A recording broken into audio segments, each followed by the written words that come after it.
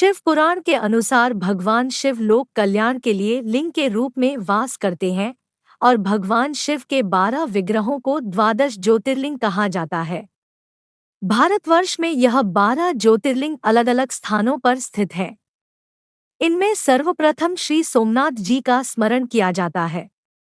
श्रावण माह में ज्योतिर्लिंगों के दर्शन और पूजन के लिए बड़ी संख्या में श्रद्धालु उमड़ते हैं। मान्यता है कि भगवान शिव के ज्योतिर्लिंग के दर्शन मात्र से ही सभी कष्ट दूर हो जाते हैं और मोक्ष की प्राप्ति होती है। आइए एक नजर डालते हैं परम पवित्र 12 ज्योतिर्लिंगों से जुड़ी कथाओं पर। हिंदुस्तान के 12 ज्योतिर्लिंगों में से सोमनाथ जी को सर्वप्रथम ज्योतिर्लिंग माना जाता है। कहा जाता है इसका निर्माण स्वयं चंद्रदेव ने किया था, जिसका उल्लेख ऋग्वेद में भी है। पुराने ग्रंथों के अनुसार सोम अर्थात चंद्र ने राजा दक्ष प्रजापति की 27 कन्याओं से विवाह किया था, लेकिन उनमें से अधिक प्रेम और सम्मान वो रोहिणी को दिया करते थे। जब राजा दक्ष को इसके बारे में पता लगा तो उसने चंद्रदेव को शाप दिया कि अब से इसका तेज धीरे धीरे कम होता जाएगा। शाप से परेशान सोम ने भगवान शिव की आराधना शुरू कर दी। फिर महादेव ने सोम के शाप का निवारण किया और अपने सिर पर सोम अर्थात चंद्र को धारण किया। सोम के कष्ट को दूर करने वाले प्रभु शिव की स्थापना यहाँ करवाकर इस जगह का नाम पड़ा सोमनाथ। जब लोग ये नहीं जान पाए थे कि पृथ्वी गोल है या चपटी, उससे कई हजार साल पहले जब ये मंदिर बना था, तब ये बता दिया गया था कि इसके किनारे से साउथ पोल तक कहीं कोई जमीन नहीं है, जिसका प्रमाण इस मंदिर के बाण स्तंभ में लिखे शब्दों में है, जिसमें लिखा है कि यह मंदिर भारतीय भूमि के एक टुकड़े पर एक बिंदु पर खड़ा है, जो उस विशेष देशांतर पर उत्तर से दक्षिण ध्रुव तक भूमि पर पहला बिंदु है। एक बार जब गणेश जी के विवाह का प्रस्ताव महादेव के पास आया तो पार्वती जी ने कहा कि उनसे पहले ज्येष्ठ पुत्र कार्तिकेय का विवाह आवश्यक है। जब मां पार्वती ने अपने बड़े बेटे से उनके विवाह की बात की तो कार्तिकेय ने अपने दक्षिण के दायित्वों की बात कही और कहा कि विवाह से पहले उन दायित्वों की पूर्ति करना ज्यादा जरूरी है। इतना कहकर वो वहां से क्रौंच पर्वत की ओर चले गए। उधर गणेश जी को जब इसके बारे में पता लगा तो उन्होंने स्पष्ट कर दिया कि उनका विवाह कार्तिकेय की उपस्थिति में ही होगा। फिर महादेव और मां पार्वती अपने बड़े बेटे को समझाने क्रौंच पर्वत पहुंचे। वहां महादेव ने कार्तिकेय से कहा कि दक्षिण के दायित्वों को जो उन्होंने प्राथमिकता दी है उससे वो प्रसन्न है, लेकिन साथ ही साथ उन्हें अपने व्यक्तिगत दायित्वों की पूर्ति भी करनी होगी। महादेव ने कहा कि समस्या से पलायन समस्या का समाधान नहीं है। व्यक्तिगत संबंधों के कारण उत्पन्न हुए द्वंद्वों का सामना प्रत्येक व्यक्ति को करना ही होता है। कार्तिकेय को एहसास हुआ कि उन्होंने पलायन का निर्णय आवेग में लिया है और वो महादेव की बात मान गए। इस खुशी में महादेव ने यहाँ शिवलिंग की स्थापना की और ये उद्घोषणा की कि इस जगह पर वो और पार्वती सदैव विद्यमान रहेंगे। इस शिवलिंग को मल्लिकार्जुन ज्योतिर्लिंग का नाम दिया गया। ये पहला ऐसा ज्योतिर्लिंग है जिसमें देवी पार्वती और महादेव सम्मिलित रूप से स्थापित हैं। उज्जैनी में ब्राह्मण वेद प्रिय और उनके 4 पुत्र देवप्रिय, प्रियमेधा, संस्कृत और सुवत्र शिव भक्त थे। वो प्रतिदिन पार्थिव लिंग का निर्माण कर उसकी शास्त्र विधि से पूजा किया करते थे। एक बार दूषण नामक राक्षस उज्जैनी में आया और लोगों को धार्मिक कार्य करने से रोकने लगा।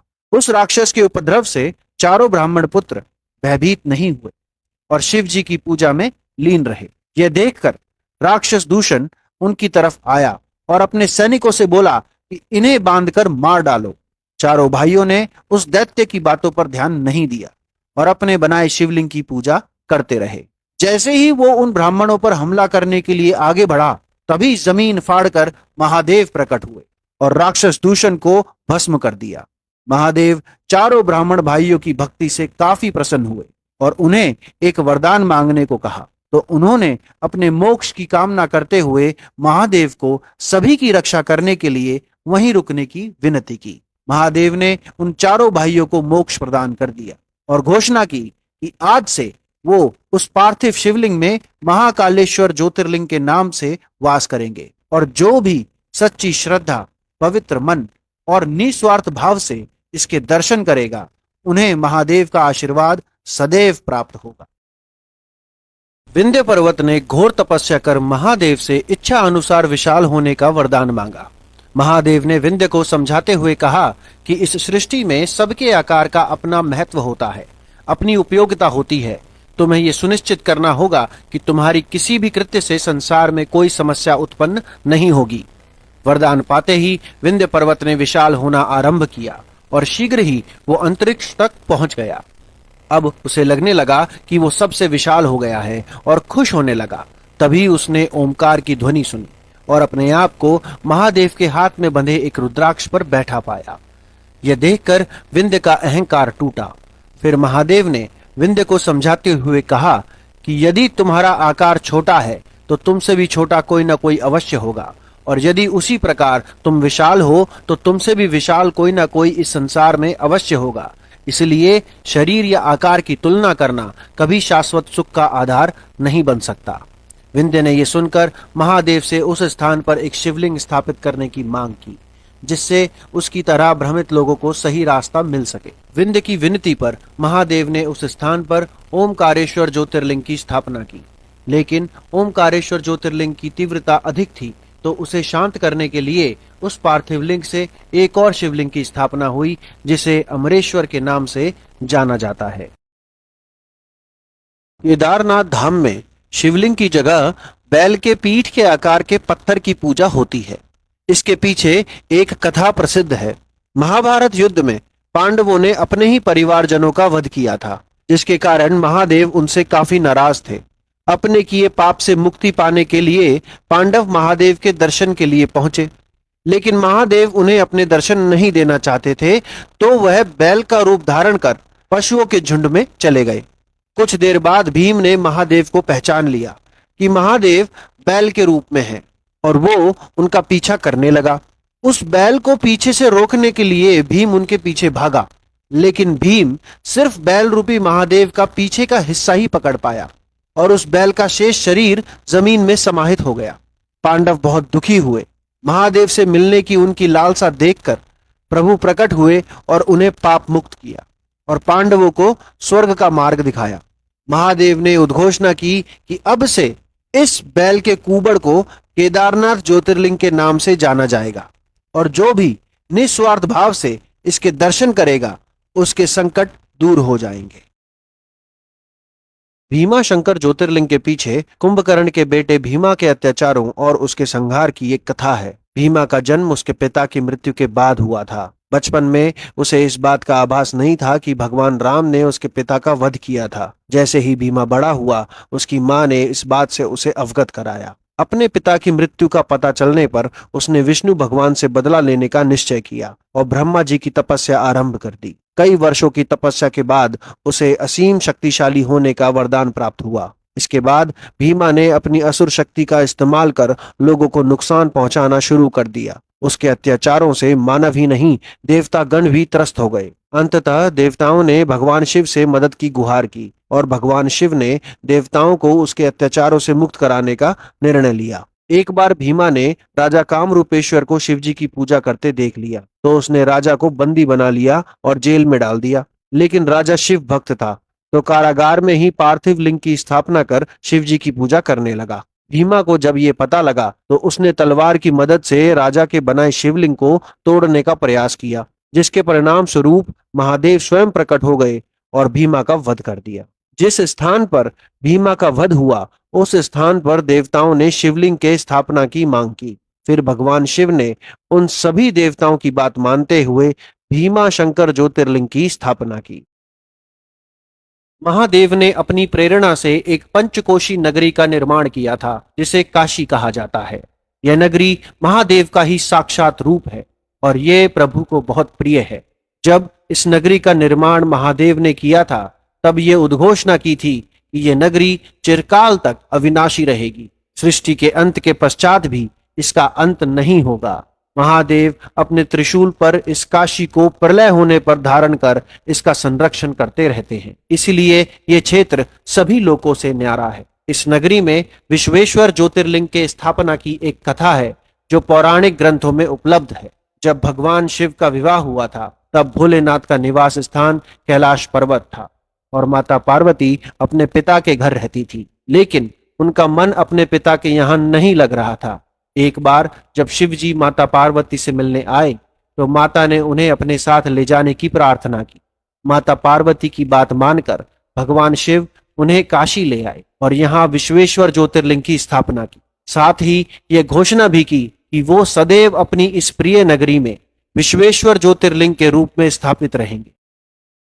महादेव के 12 ज्योतिर्लिंगों में से त्र्यंबकेश्वर ज्योतिर्लिंग का 8वां स्थान है। पौराणिक कथा के अनुसार महर्षि गौतम और उनकी पत्नी अहिल्या ब्रह्मगिरी पर्वत पर एक आश्रम में निवास किया करते थे, लेकिन आश्रम के कई ऐसे ऋषि मुनि थे जो गौतम ऋषि से ईर्ष्या का भाव रखते थे और उन्हें नीचा दिखाने की हर समय कोशिश किया करते थे। एक दिन ईर्ष्यालु ऋषियों ने महर्षि गौतम को आश्रम से बाहर निकालने की योजना बनाई और उन पर गौ हत्या का आरोप लगा दिया। इस पाप से मुक्ति पाने के लिए ऋषि गौतम ने मां गंगा को धरती पे लाने का विचार किया और पार्थिव लिंग की स्थापना कर महादेव की पूजा करने लगे। उनके भक्ति भाव से प्रसन्न होकर महादेव प्रकट हुए और इच्छा अनुसार वरदान मांगने को कहा। तब महर्षि गौतम ने देवी गंगा को त्र्यंबक में प्रकट होने का वरदान मांगा, लेकिन इस पर मां गंगा ने कहा कि अगर महादेव इस स्थान पर अपने आप को स्थापित करते हैं तभी वो यहाँ रहेंगी। मां गंगा की बात मानते हुए महादेव ने उस स्थान पर त्र्यंबकेश्वर ज्योतिर्लिंग की स्थापना की और मां गंगा गोदावरी नदी के नाम से बहने लगी।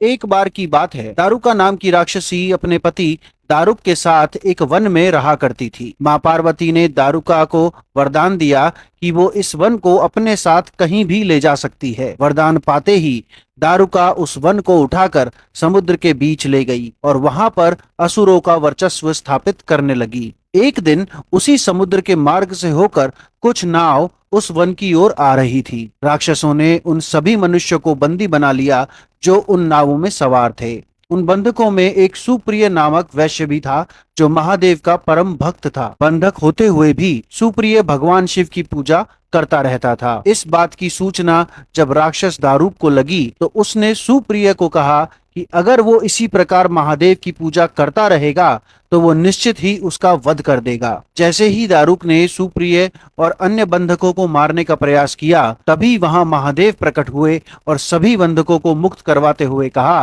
कि इस स्थान पर राक्षसों का कोई स्थान नहीं है। यह सुनते ही राक्षसी दारुका भयभीत हो गई और एक बार फिर माता पार्वती की शरण में चली गई। तब माता पार्वती ने उसे आश्वासन दिया और महादेव से कहा कि इन राक्षसों को भी यहाँ आश्रय दे दिया जाए। माता पार्वती की बात मानते हुए महादेव ने ये घोषणा की कि वो सदैव अपने भक्तों की रक्षा के लिए यहाँ नागेश्वर ज्योतिर्लिंग के नाम से विराजमान रहेंगे।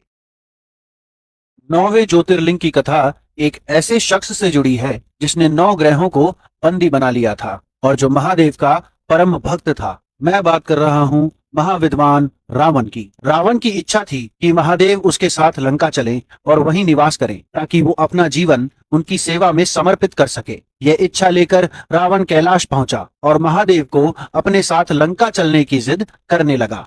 महादेव भला अपने परम भक्त की इच्छा को कैसे अस्वीकार कर सकते थे। रावण के हठ को देखते हुए महादेव ने लंका जाने का प्रस्ताव स्वीकार किया और कहा कि वो अपने स्वरूप को एक पाषाण लिंग में बदल लेंगे और जहां कहीं भी वो लिंग रख दिया जाएगा महादेव वहीं स्थापित हो जाएंगे। यह सुनकर कैलाश में सभी चिंतित हो उठे, क्योंकि सभी को यकीन था कि रावण महादेव को लंका ले जाने में सफल अवश्य हो जाएगा।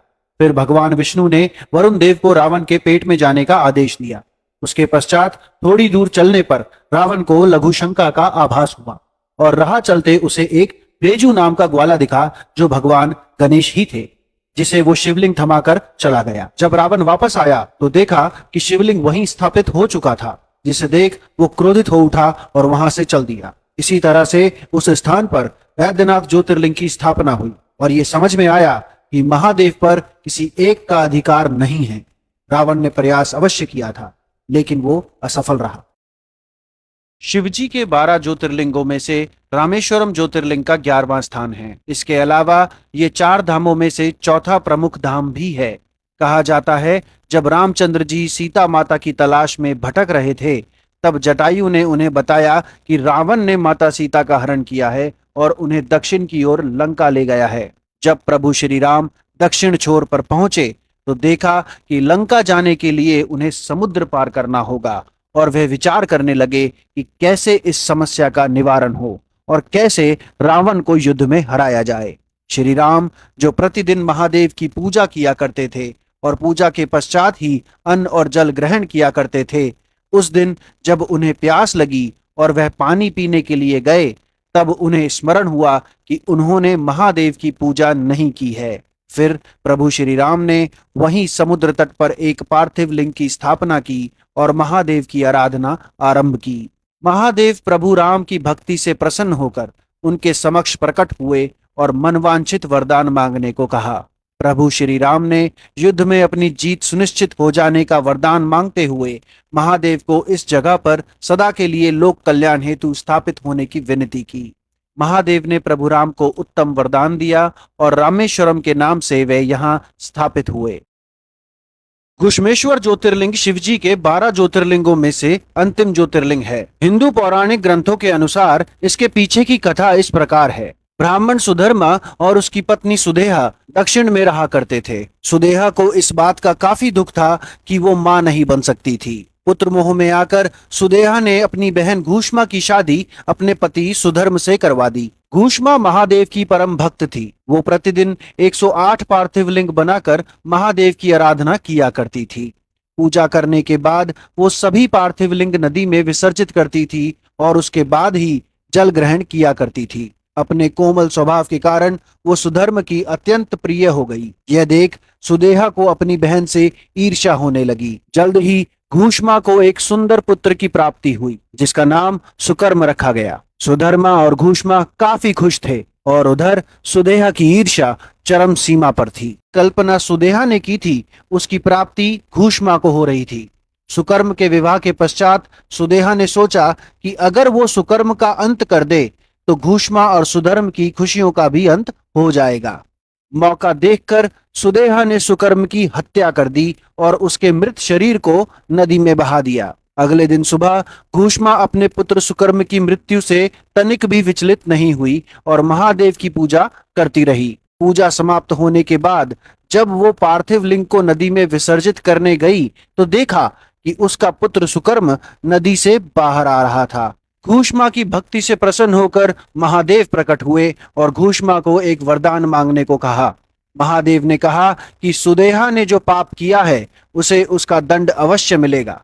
यह सुनकर घूष्मा ने महादेव से सुदेहा को क्षमा करने की विनती की और वरदान स्वरूप महादेव को सभी के दुख दूर करने के लिए वहीं पर स्थापित होने की मांग की। महादेव ने घूष्मा की विनती स्वीकार की और उस जगह पर घुश्मेश्वर ज्योतिर्लिंग की स्थापना की और कहा कि जो भी सच्चे मन से यहाँ आएगा उसके सभी दुख अवश्य दूर हो जाएंगे।